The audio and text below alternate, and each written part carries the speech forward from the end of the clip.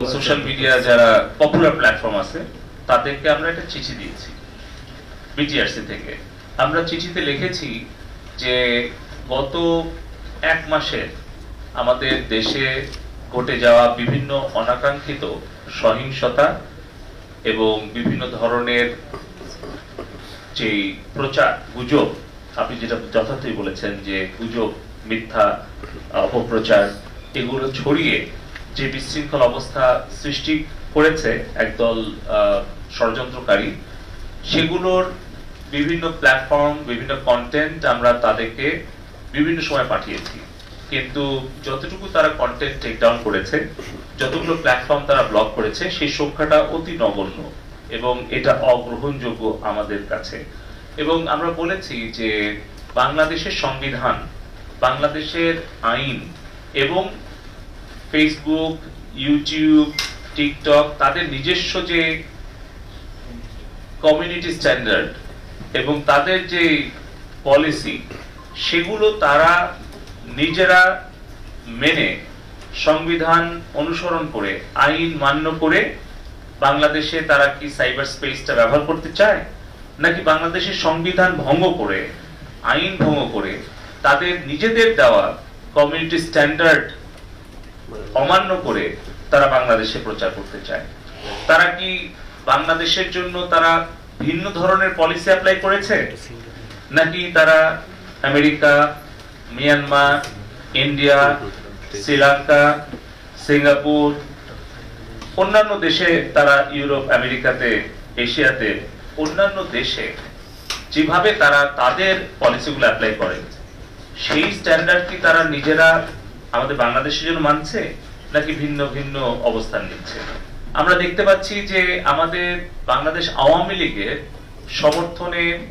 যেই পেজগুলো, যেই ফেসবুক অ্যাকাউন্টগুলো কাজ করত, এরকম 50টা পেজ এবং অ্যাকাউন্ট তারা ব্লক করে দিয়েছে। কিন্তু একই ধরনের কাজ বিএনপির ভেরিফাইড পেজ থেকে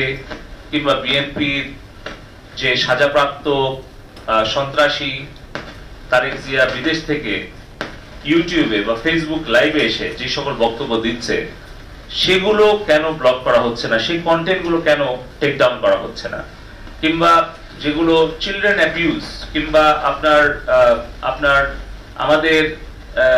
নারীদের প্রতি যে আক্রমণ অথবা অগ্নিসংযোগ অথবা যে ধরনের সন্ত্রাস এবং হত্যাকাণ্ড আমাদের এই গত কিছুদিনে হলো প্রচারণা গুজবের কারণে, সেগুলোর ব্যাপারে তারা কোনো ধরনের দায়িত্বশীল কোনো প্রতিক্রিয়া দেখায়নি বা কোনো ধরনের ভূমিকা রাখেনি। আপনারা জানেন, সংবাদ মাধ্যমে যারা মূলধারায় আছেন, যে কিভাবে দুজন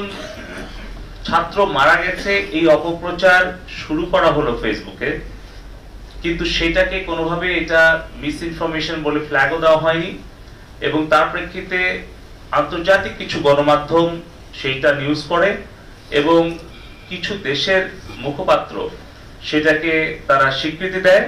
এবং তার প্রেক্ষিতে পুরো দেশে এই ফেসবুকের গুজব, মিথ্যা তথ্য ছড়িয়ে যখন উস্কানি দেওয়া হয়, তার প্রেক্ষিতে কিন্তু তার বেশ কয়েক ঘন্টা পর আরো 5 জনের মৃত্যু হয়। তাহলে আমরা বলেছি যে এই মৃত্যুর দায় কি ফেসবুক এড়াতে পারে? এই সকল উত্তর দেওয়ার জন্য আমরা 31 জুলাই আমরা এই সোশ্যাল মিডিয়া প্ল্যাটফর্মগুলোকে ঢাকায় এসে বিটিআরসিতে তাদেরকে লিখিত এবং মৌখিকভাবে জবাব এবং ব্যাখ্যা দেওয়ার জন্য আমরা অনুরোধ করেছি। তারা এসে যুক্তি এবং ব্যাখ্যা দিয়ে যদি আমাদেরকে বুঝাতে পারে যে সারা বিশ্বের সব দেশের জন্য তাদের নীতিমালা একই এবং অন্যান্য দেশে তারা যেভাবে কন্টেন্ট তারা টেক ডাউন করে বা ব্লক করে, বাংলাদেশের ক্ষেত্রেও তারা সমানভাবে তাদের এই বৈষম্যমুক্ত আচরণ করছে বা করেছে বা করবে, তাহলে এগুলো আলোচনা, ব্যাখ্যা, বিশ্লেষণ করে তারপরে আমরা সিদ্ধান্তটা গ্রহণ করতে চাই। তো এই ব্যাপারে আমরা 31 তারিখে তাদের কাছ থেকে শুনে তারপর আমরা সিদ্ধান্ত নেব।